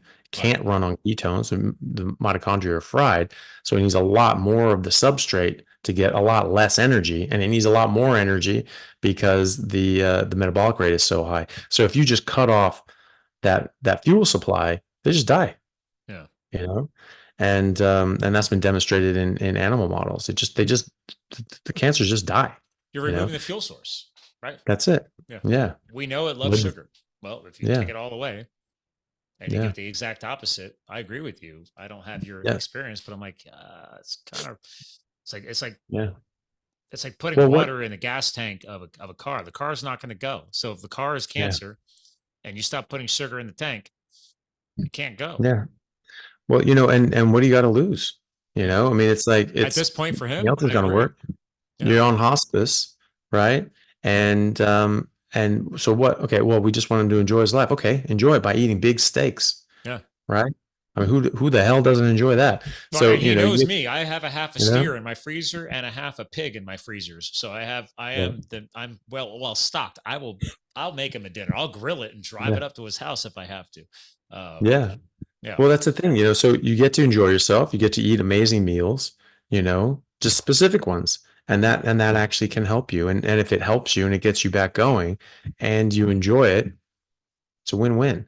And Yeah. it gets you your life back, gets you your family back, gets you your speech and language back. In those case reports that I talk about in there, some people actually were able to start reading again. They were able to start, talking again, and they were able to get back to a normal life. The GBM shrank down. That was his struggle a And month ago. I know that yeah, before he went in for the full chemo regimen, and that's where I guess yeah. things got rough. I mean, you're Well, injecting and that's yourself the with thing death. too, sometimes you can get a lot of swelling and inflammation from the radiation, especially you can get like tumor necrosis, or liquefacting necrosis from radiation, and and that can kill people, Mm. and then you get put on a bunch of steroids, and that keep down the inflammation and swelling from the treatment, That's and what then they were that doing a jacks up month your ago your glucose.